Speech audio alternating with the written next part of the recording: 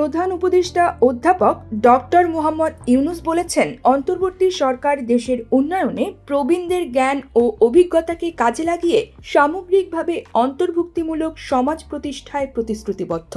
আজ 1 অক্টোবর আন্তর্জাতিক প্রবীণ দিবস উপলক্ষে দেওয়া এক বাণীতে তিনি দেশের প্রবীণ নাগরিকদের আন্তরিক শুভেচ্ছা জানান। প্রধান উপদেষ্টা বলেন, প্রবীণ দিবসের এবারের প্রতিপাদ্য নির্ধারিত হচ্ছে মর্যাদাপূর্ণ বার্ধক্য, বিশ্বব্যাপী প্রবীণ পরিচর্যা ও সহায়তা ব্যবস্থার শক্তিশালীকরণ। আমি মনে করি প্রতিপাদ্যটি যথার্থ ও সময়োপযোগী হয়েছে। জাতিসংঘের সাধারণ পরিষদে 1990 সালের 14 ডিসেম্বর প্রতি বছর বিশ্বব্যাপী 1 অক্টোবর আন্তর্জাতিক প্রবীণ দিবস পালনের সিদ্ধান্ত গৃহীত হয়। যুগান্তকারী এই সিদ্ধান্তের আলোকে সারা বিশ্বের ন্যায় বাংলাদেশেও 1991 সাল থেকে দিবসটি পালিত হয়ে আসছে। ডক্টর মোহাম্মদ ইউনুস বলেন, চিকিৎসা বিজ্ঞানের ব্যাপক উন্নতি, স্বাস্থ্য সচেতনতা বৃদ্ধি, পুষ্টি ও স্বাস্থ্যসেবার মান উন্নয়নের ফলে পৃথিবীতে মানুষের মৃত্যুহার যেমন কমেছে তেমনই বেড়েছে মানুষের গড় আয়ু।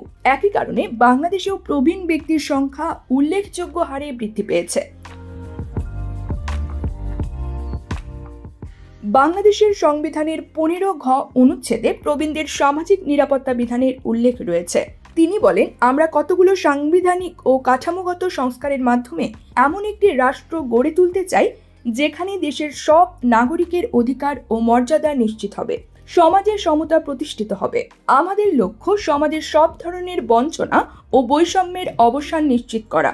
গত 5 আগস্ট ছাত্র শ্রমিক জনতা মিলে দেশে এক অভূতপূর্ব অভ্যুত্থানের মাধ্যমে আমাদের তরুণ বিপ্লবীরা দেশের মানুষের মনে যে নতুন বাংলাদেশ গড়ার স্বপ্ন জাগিয়েছে, অন্তর্বর্তী সরকার তা পূরণে প্রতিজ্ঞাবদ্ধ। প্রধান উপদেষ্টা প্রবীণদের জন্য কল্যাণমুখী কাজে উন্নয়ন সহযোগী সংস্থা ও বেসরকারি প্রতিষ্ঠানসমূহকে এগিয়ে আসার আহ্বান জানিয়ে বলেন, দেশের প্রবীণ নাগরিকদের মর্যাদাপূর্ণ বার্ধক্য নিশ্চিতকরণে সবার সম্মিলিত প্রচেষ্টায় একটি শক্তিশালী যত্ন ও পরিচর্যা পরিকাঠামো গড়ে তোলা প্রয়োজন। এই অভিপ্রায়ে আমরা আন্তরিকভাবে কাজ করে যাব। তিনি আন্তর্জাতিক প্রবীণ দিবস 2024-এর সার্বিক সাফল্য কামনা করেন। News desk, UKBD Times.